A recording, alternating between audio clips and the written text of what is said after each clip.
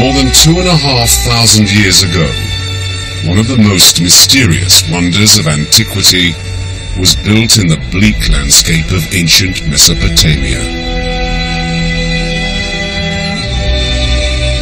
According to legend, King Nebuchadnezzar built a huge terrace garden for his wife, who was homesick for her mountain homeland.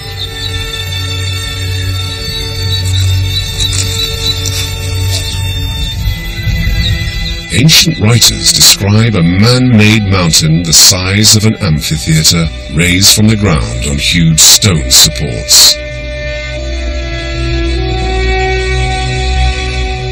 Terrace upon terrace, thick with exotic and fragrant plants, towered over the sun-scorched plain.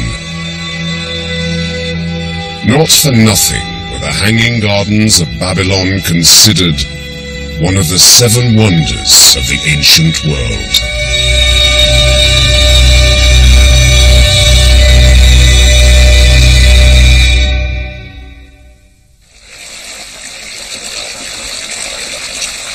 One of the most intriguing things about the gardens is not their size, nor how they were constructed, it's how they were kept alive, suspended as they were, high above the life-giving waters of the river Euphrates. Every day, hundreds of tons of water were somehow lifted from the river to the top of the gardens to supply the trees and plants. How it was done is a mystery that has puzzled Mesopotamian experts throughout history. Now an international team has taken on the challenge afresh. That along there. Joe Parker is a water engineer.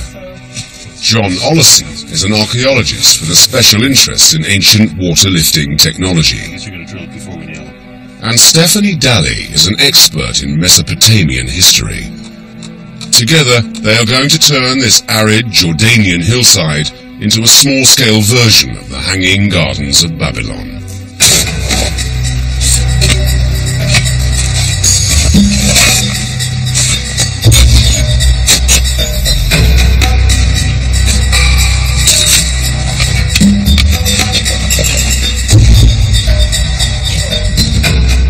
But before they can start their experiments, the team face an interesting problem.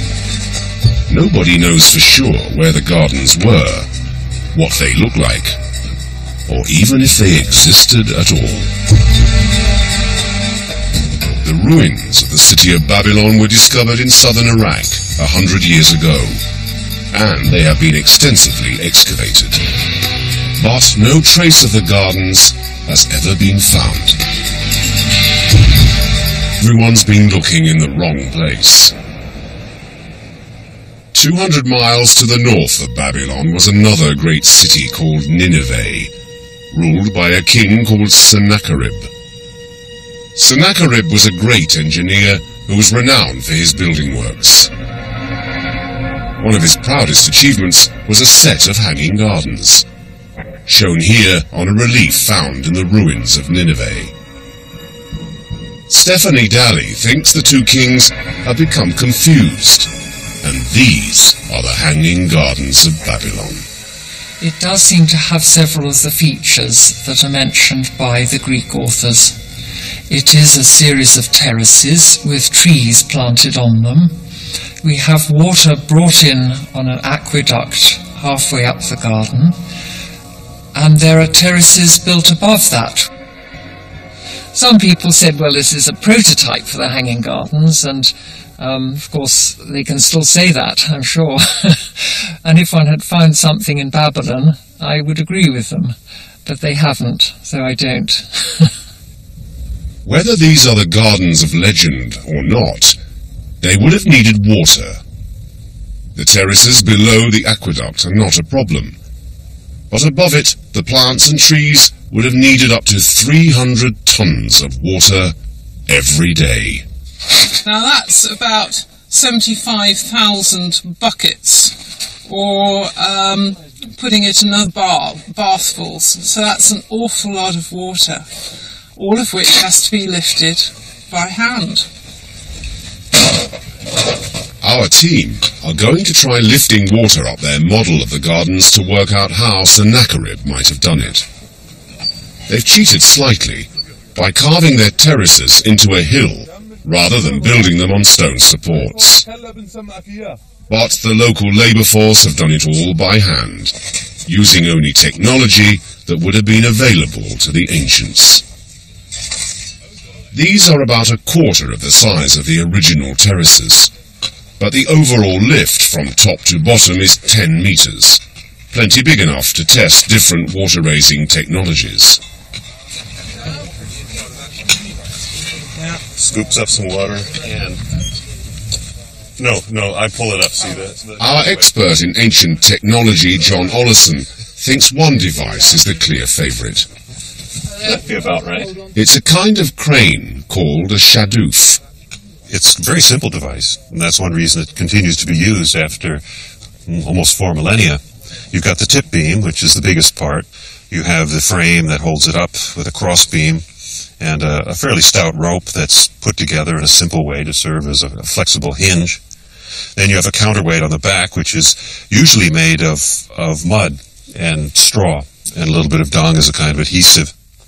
So what happens is the operator stands between the upper receptacle or reservoir and, let's say, the riverbank or whatever the water source is, and he or she pulls down on the pole, which lowers the bucket into the water, gives a little swoop, and the bucket fills, and then lets the bar pass through the hand, and then, again, with another kind of shake, the water is poured out into the upper receptacle. It's actually the counterweight that does the lifting. You're just breaking the action with your hands so it doesn't happen too fast. Sennacherib certainly used shadoofs for some water-lifting tasks. This relief shows a pair of them in action during the construction of his own palace in Nineveh. Although these two are lifting water only a few feet each, the lift could be increased by simply adding more shadoofs to the chain. But how many chains of shadoofs would be needed to lift 300 tons of water a day?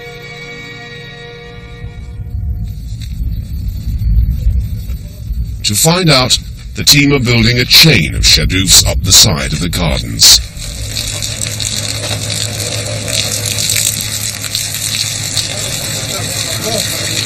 But before the experiments can begin, Jo faces her first real test. Her gardens have no aqueduct, and the water for the experiments has to be delivered by truck and stored on site. Jo's built this huge system for the purpose. The ancient gardens probably had a few of these dotted about for storing newly lifted water. In the spirit of authenticity, Jo's decided not to use any modern techniques. She's relying on bricks, mortar, and local wisdom to contain 10 tons of water. But before it's even half full, the tank begins to leak. There's a little bit of seepage, but if we leave it, it could get worse.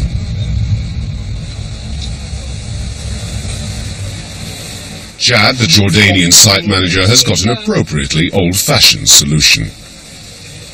I want to have a quick try by just simple fine sand now and see what happens. Because people do use the system here, so it should block it. Well, it's worth a try. Jad reckons the water will wash the fine sand into the crack, blocking it.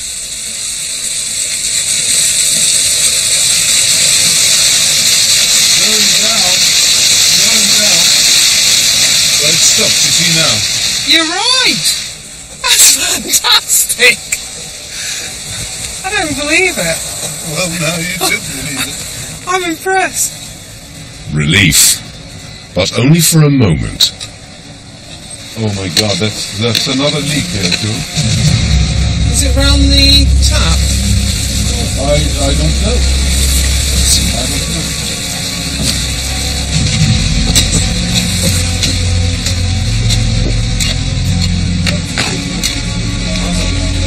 Can they feel where the leak is? لو حطيت ايدك ما عمرك ايدك عليها حواليها طيب اقول لك مش حواليها في نفس الماسورة.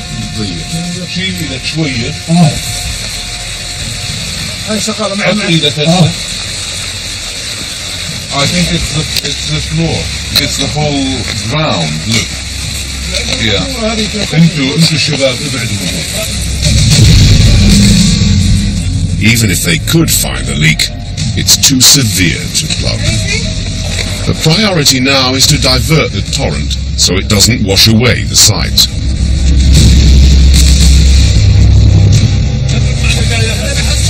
امسك المية يا حسن شو بيسوي؟ خليش المية تروح.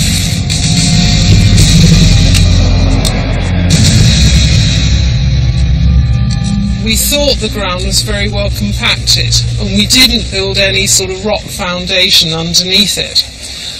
The weight of the water has obviously pressed the ground down even more, so, but you don't have the same weight bearing on the walls. So the floor goes down and the wall doesn't. So you end up with a crack all the way round the outside, and that's where the water's coming out. So it's not catastrophic. I know it looks fairly catastrophic, but it's I think we can repair it. The site survived. But next day, Joe's taking no chances with the system. She's lined it with plastic. Sennacherib might have used lead. Yesterday's leak has been a sobering experience.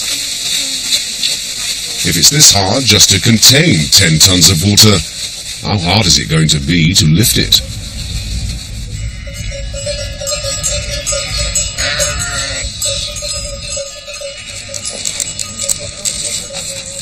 John's making the final adjustment to the chain of shadoofs. The other thing is it heavy enough? No, it needs more weight. Yeah. Just more or less the weight of the water, though. See, look. There's nothing technically controversial about them, and there's no doubt they will lift water. But how much will they lift? And how much effort will it be? The trick is getting the bucket into the water just right, so you fill it up. It's not easy to do it. I think it's not getting soaked in the process. Right. Practice will make perfect, I'm sure. Oh, yes. But the beginning will be rough. Oh.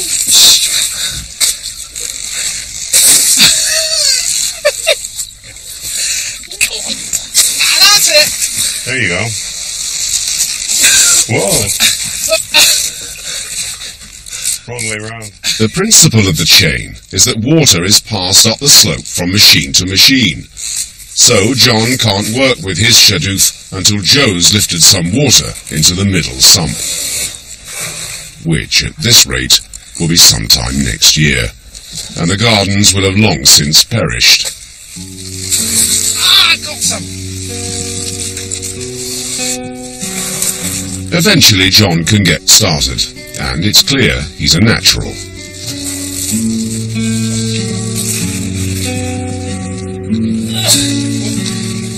think I'm getting the hang of it now. Maybe the plants will live after all.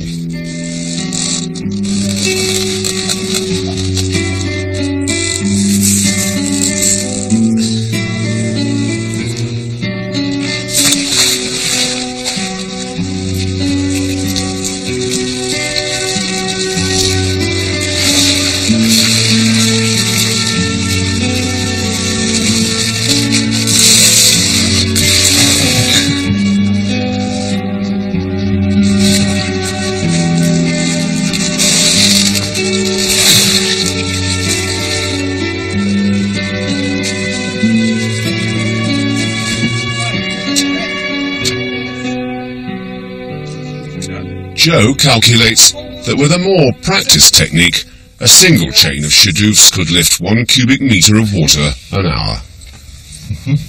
Now I worked out that the hanging gardens would need something like 300 cubic metres of water in a day to water the gardens. So that's 300 man-hours to water the gardens with a shadoof.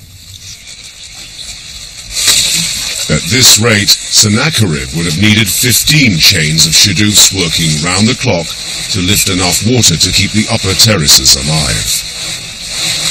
The gardens would have been covered with shadoofs. Not very much room for the plants, I'd say. No, I reckon people get fed up with the creaking and groaning. I think they might. Yeah. Well, it might have been part of the attraction, the splashing and the groaning and the like.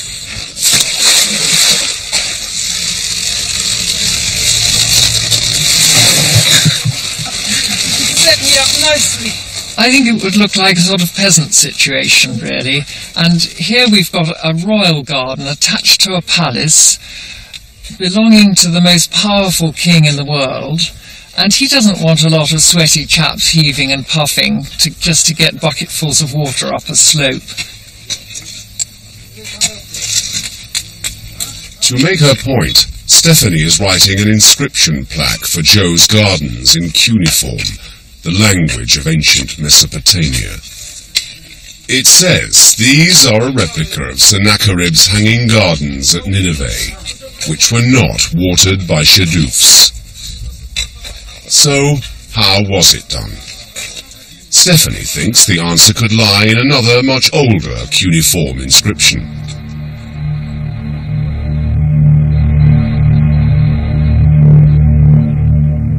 On a 2,500-year-old clay prism, Sennacherib has written in great detail about his works. The city, his palace, and the gardens.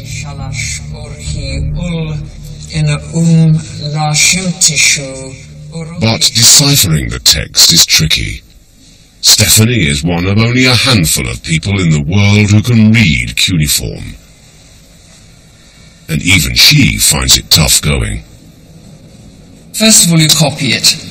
Then you've got to decide how each sign is read, because you've got a lot of options for most of the signs. When you've decided, you've selected your options, then you've got to decide which are the words, because you haven't got any spacing to help you. We divide up and have a gap between words. They don't. And then you've got to decide what the whole sentence is, and you've got no punctuation to help you there. And then you start to work on what it actually says, what the meaning of the words is, and how it fits into your historical or literary framework. So you'll make your copy, and then you'll work on it, and then you'll go back to your copy and improve it, and then you'll go back to your transliteration, and at the end there'll still be a pocket of stuff you can't quite do until somebody manages to understand a piece of vocabulary or a phrase that wasn't understood before. One passage on Sennacherib's prism that has baffled scholars for years is a description of a system for lifting water. In order to draw water up all day long, instead of a shadoof, I set up great tree trunks and alamitu palm trees over cisterns. What are these great tree trunks? What is an alamitu palm? How could they work together to lift water? Stephanie thinks she has solved the problem. Well, the two elements that he mentions in his inscription, the great tree trunk, we know from mathematical texts that this is the word used for a cylinder, a hollow cylinder. And then we've got the word alamitu palm, and it's perfectly possible to look at the trunk of a palm tree and see a spiral pattern going up the tree as a helix. Well, we know that the Assyrians did actually see the pattern on the trunk of a palm tree as a spiral, because that's how they showed it in some of their own artwork. Sennacherib seems to be describing two components, a hollow cylinder and a spiral. If you put the two together to form one unit, you get a screw, an extremely effective water lifting device. If you look at this model, you'll see that the overall slope of the screw pump is up. However, if you look at the individual vanes of the helix of the screw blade, you'll see that there's actually a downward slope. So that if we turn the screw, you'll see that some of the chocolate puffs have been picked up and they're gradually rolling down along the spiral, working their way up until eventually out they pop at the top. The invention of the water screw has always been attributed to the Greek mathematician Archimedes. But Sennacherib built his gardens 400 years before Archimedes was born. John Oleson is unconvinced by Stephanie's theory. Archimedes, it seems very clear to me, did in fact invent the water screw. Now, I wouldn't object to having it existing earlier, but in Assyrian reliefs you see the shaduf being used and you see the pulley being used and you never see the water screw. And since the Assyrians were very interested in hydraulic devices of a variety of types, one would think they would appear sooner or later in those reliefs. Right, how tight does that feel? That looks pretty good. It feels tight. Actually, Until more evidence does emerge, John will remain skeptical about Stephanie's theory, but he's still keen to give the screw technology a trial. what does that look like in the first section? Well, the gaps aren't a problem. It's a question of the strength of the lamination is what I worry about. Yes. Well, what about gluing this layer before we put the next? Jo has commissioned 2 full-size screws so she can compare their water-lifting capacity with the shadufs. So John has teamed up with carpenter Chris Addison and local craftsman Wujia Olian. They're recreating the earliest known design for a screw written down by Roman architect Vitruvius in 100 AD. Can you check that that's still square with the shaft? That's lovely. Looks pretty close. Yeah. According to this recipe, the screw must be 3 meters long and made of wood. Fine. And that seems quite strong. It does. But is this how Sennacherib built his device? His own text suggests something quite different. I made clay moulds for the great tree trunks and Alamitu palms, and poured bronze into them again and again.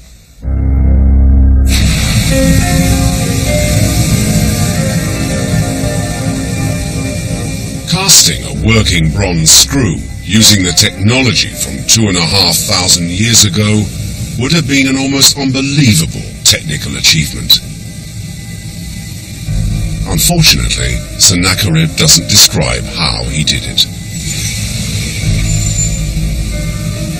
So, experimental bronze caster Andrew Lacey is going to try and find out if it's possible. It's a very tricky challenge. If it was to do it full scale, which is, let's say, 3 meters, thereabouts, it would weigh something around approximately 2 tons. It'd be incredibly difficult. I mean, where do you get the furnaces from? How do you operate something that is large as that? How do you make the infrastructure for something as complicated as that in the field? It's a scary prospect, to say the least.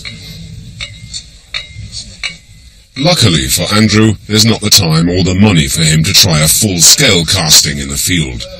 But he is going to attempt a small version of the screw using ancient techniques and materials.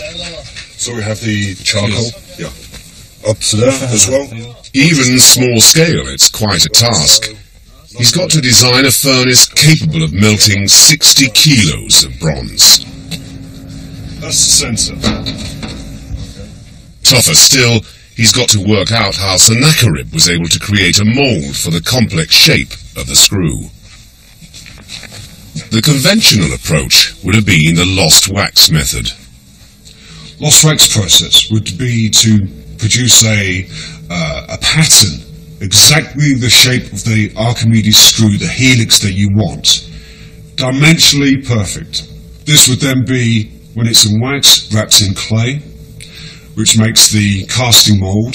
This clay is then heated up the wax is melted out of it, leaving a cavity, the metal is poured in. The problems with that being that once you have an object like this that's 3 meters long, is that wax has no inherent structural stability.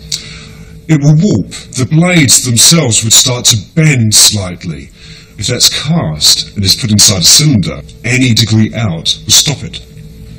It would be an absolute engineering nightmare. So Andrews developed a technique he thinks Sennacherib's much more likely to have used. Morphodis screw is based on a wooden beam. That keeps everything stable, stops it from sagging, stops it from moving. The helix is going to be marked out by dowling pegs, just pushed into the outside of it. Okay, that determines the pitch of the screw. On these dowling pegs, rope is going to be wrapped round 2 or 3 layers, depending on how thick this whole thing's going to be. Once that's done, clay is going to be smeared over the surface, allowed to dry, and then bulked out again until we have the whole inner core with the blade lines cut into that between where the ropes are, forming the negative of the inside of the screw.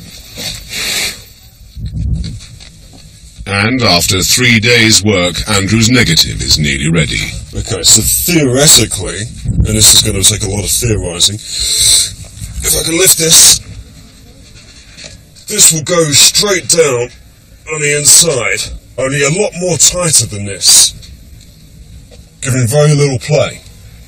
Bronze comes in from the top level here, runs round all the way, following this screw perfectly, all the way down here. So it runs straight down like that, but also over the outside and around, it'll spread out like that. Casting the screw this way is going to mean the blades of the helix are attached to the outer casing. The central pole will be fitted later. Now for the bronze itself. Andrew's got to melt 60 kilos of the stuff. To do it, he'll need to achieve a temperature of more than 1100 degrees centigrade. So he's built the biggest furnace he's ever used in experimental conditions. He's going to test it out by melting a small sample, just a couple of kilos. By Sennacherib standards, this is very small beer indeed.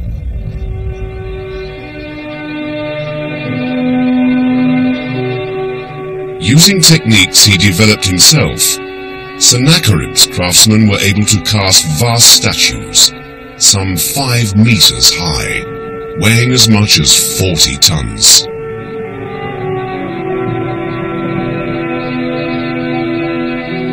Sennacherib would not be impressed with Andrew's test run. After several hours of bellowing, the few scraps of bronze are still solid. He can't get the furnace hot enough. As soon as you push air through it, it doesn't respond. It doesn't start combusting as quickly as it should do. However, when I leave it to burn under its own accord, if I go away for an hour and come back, then it's rich yellow hot. And it goes against every principle that I know about this material. But that's part of the course, I guess. You're out here, you've got a lot of unknown materials. I mean, charcoal isn't just charcoal.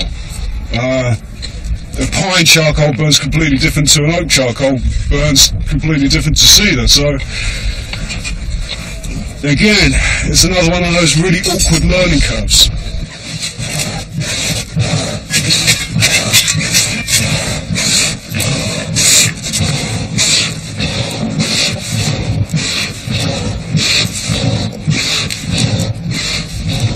Actually, guys, stop for a second. Stop. I have an idea. It's a magnificent sight, isn't it? Not that hard to turn. And it'll make a nice noise, too. Oh, that's great. It's taken more than a kilometre of wood, 4 litres of glue, and 10 kilos of nails to build up the helixes. But after 3 days' work,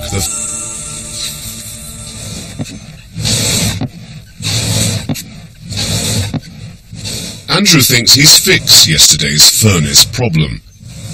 This time he's using less charcoal but larger pieces of it. The furnace is getting hotter, but Andrew is still feeling very apprehensive. Scared stiff, some might say. I'd have to say that from what I've seen of other experimental work that's been done, this is probably one of the largest furnaces that I've ever come across. One of the largest pours that I've ever come across. It's a challenge. It's a big challenge. Oh, we're starting to get there.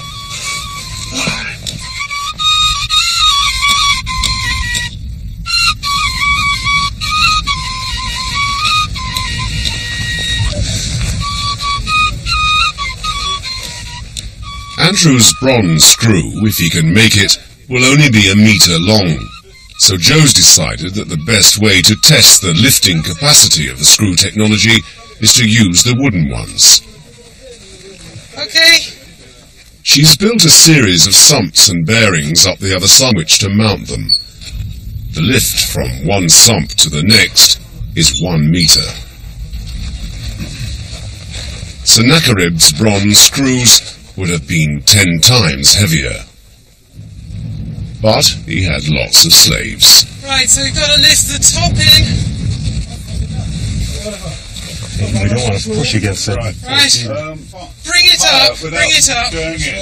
Don't stand on the wood. Okay, forward. Someone pull up there. Up. Down. Into position. That's it. That's it.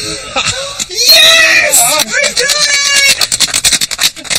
Oh! Oh, well done. Well done,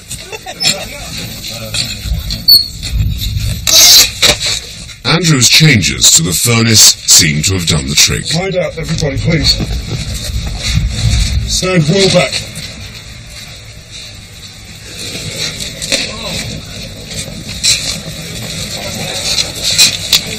That's fine. Wow!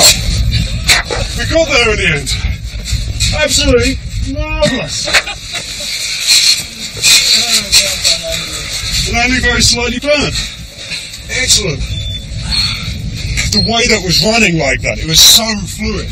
You see this very smooth surface to it. That's what I'm after. This is absolutely clean. It flows like water. I like it. Next time, it'll be for real. Andrew will have to melt not 5 kilos, but 60.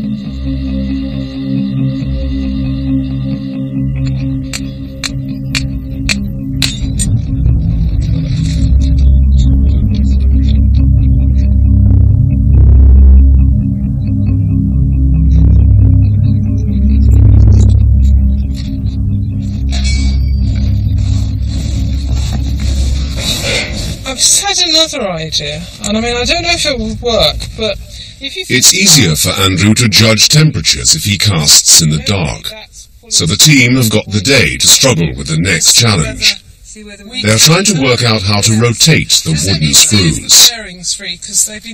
What these lack in weight, they make up for in the roughness of the bearings, and turning them will be no easier than turning Sennacherib's bronze monsters. But how to do it? John thinks the answer is pedal power. It's the simplest way of working water screws, and in fact it's the only one we have any evidence for in the ancient literature or in ancient representations of water screws. What you have is simply treads around the middle, which the worker moves with his feet as he supports himself slightly on a framework elevated above, just a bar going across. This is a test not just of the treadle technique, but of the screw technology itself. It's only got to lift water 1 metre and a bit, but the slope is steep. How are we doing? Can it do it? It's moving up. No, it's easier than it should be. But you're managing to hang on. Yeah. Okay. Keep going. It's easier without the damn dress. Faster! Come on, come on! Coming out. Yay! Keep going! There's more to come! Come on! The system clearly works in principle, and John's lifting a lot of water. Unfortunately, one of the wood joints is not as snug as it should be, and there's some leakage.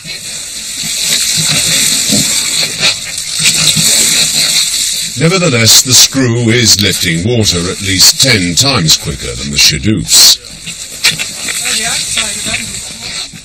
The problem is John's stamina. He's exhausted after just 10 minutes. How slippery is it? Ah, keep going! Keep going! You're not allowed to stop. Okay, I'll take a break. It is a bit of a job holding myself up here. My legs aren't tired at all, which we're actually doing the work of driving the drum. So, overall, the screw's working fine. It's getting our power to the screw that's a bit of a challenge.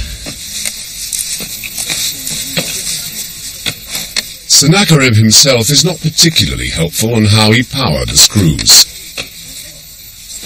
There is a reference, but it doesn't sound like a treadle system.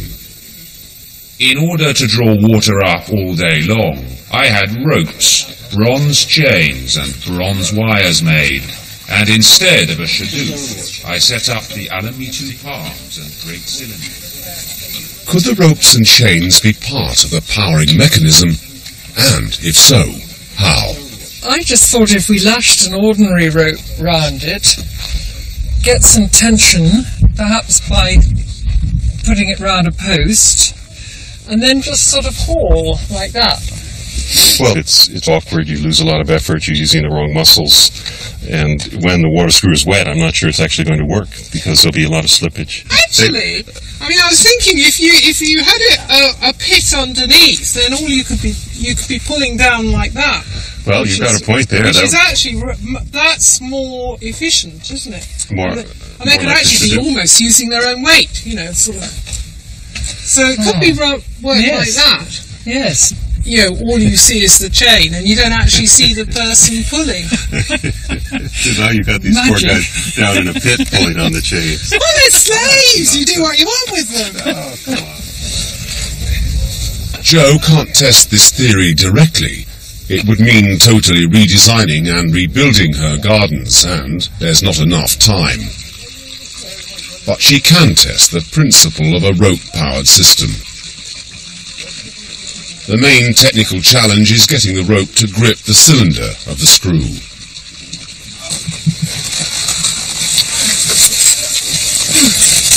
It's going to fly off in a minute.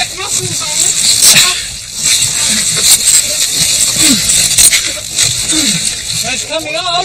It's coming! It's coming! Come on, heave! Heave! It's nearly there! It's coming! Oh God, I'm so tired!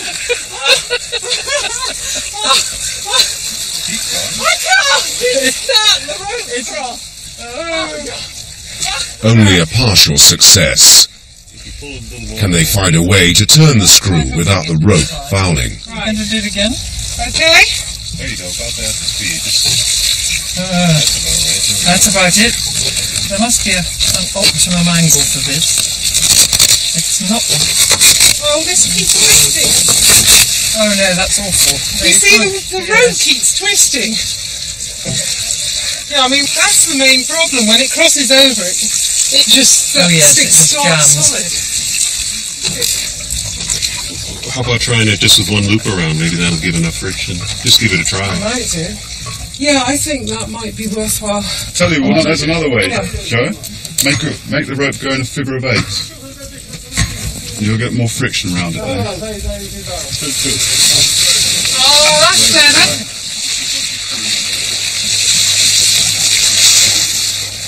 Not much slippage. That's the spirit. Success again, but at a price.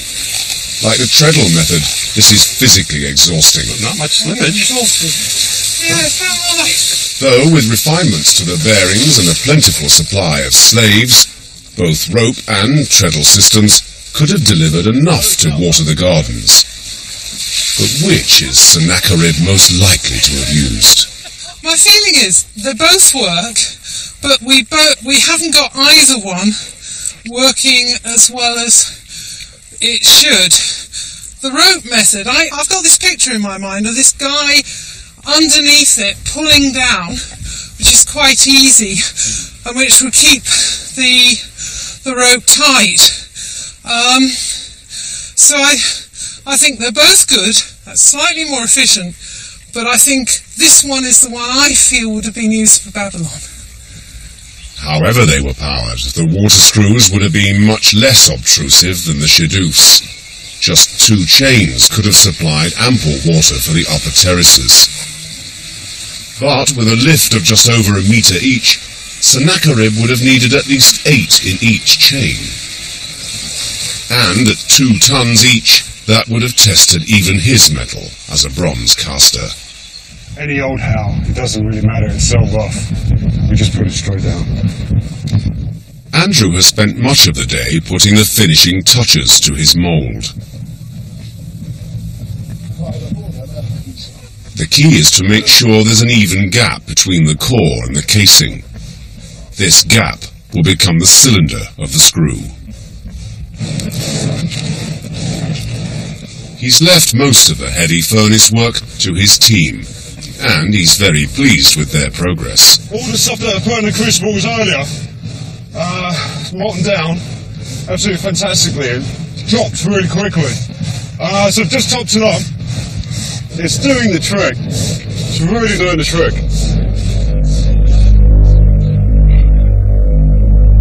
Now it's just a question of loading the crucibles until all 60 kilos of bronze are in the furnace. Sennacherib would have needed at least 30 plus furnaces, 50 to 60 kilos in each one of them. There would be a whole field's worth of operators of the furnaces distributed as closely as possible, but all the way around the mould. There'd be flames shooting up from every angle, every point. Lots of workers waiting in the wings, preparing themselves to grab the metal and throw it in. A frenzy. A very controlled frenzy.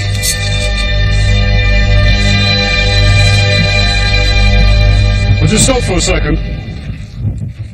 Just when it was all going so well, a sudden change in the colour of the flames has got Andrew worried.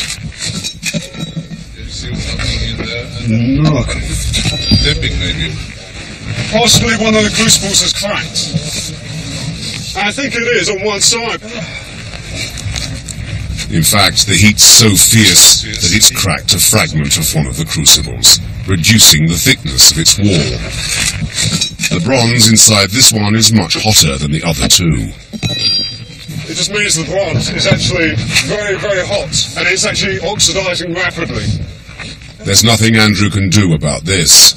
He's just relieved not to have lost anything. I think we just carry on for the moment. So if we can get bellowing again.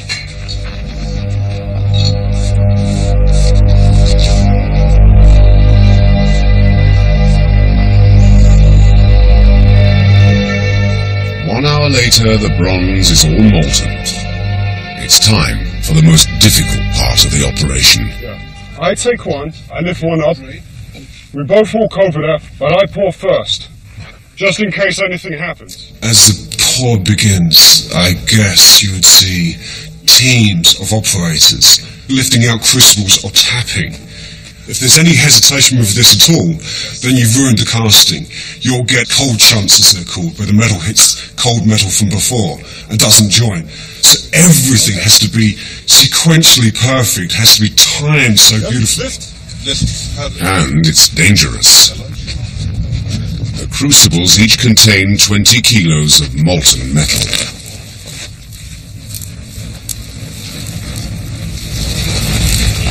Okay, pour!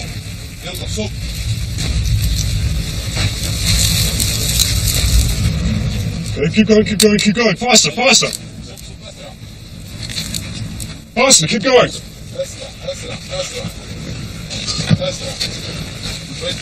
Andrew saved the chipped crucible till last.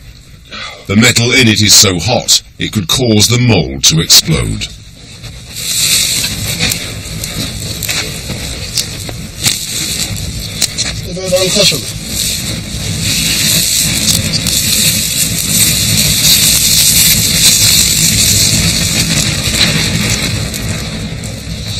Absolutely brilliant!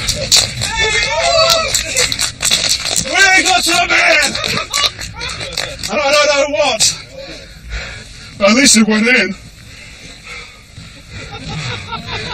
And there's a lot of bronze disappeared into the hole, so we've got to get something out of it. It'll take at least 12 hours for the bronze to cool sufficiently for Andrew to break open the mould.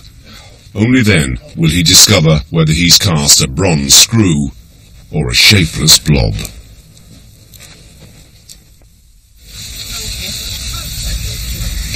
So, do you just break the mould off? Yep. There's nothing delicate about this process whatsoever.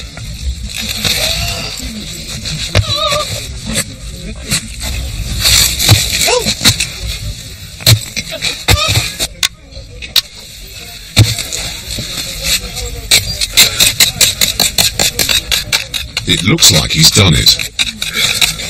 The veins, you can just see coming around there and diving down inside. And there's another one just on the bottom there. Yeah. The inside is still full of charred clay, which Andrew's got to clean out. And he's got to fit the central pole. Lift this thing out. But a day later, it's transformed. Oh, isn't that beautiful? Well, it's very heavy, it's very bright. Heavy. Heavy and bright and beautiful. That's the main thing. And even if it's really heavy, Brilliant. you know, Brilliant. it's so simple to turn. It's coming. Presumably there's quite a lot of gunk left in the middle, isn't there? There's tons of So gunk. it's We've got working. time to clean it. So it works. It works. It may not look much, but the small trickle of water is just the proof Stephanie needs. Well, I'm very delighted to find that no really catastrophic holes have appeared in my theory.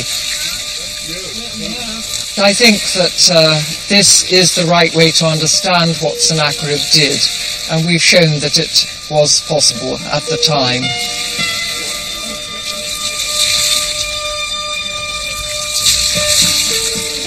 Whether Sennacherib's gardens in Nineveh were the legendary Hanging Gardens is still debatable. But wherever they were, the gardens must have been truly spectacular. With their luxuriant vegetation rising up from the arid plains, they were a symbol to the rest of the world of one man's power over nature.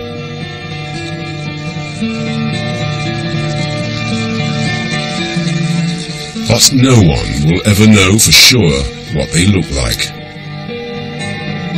And so one of the 7 wonders of the ancient world is also one of nature's best kept secrets.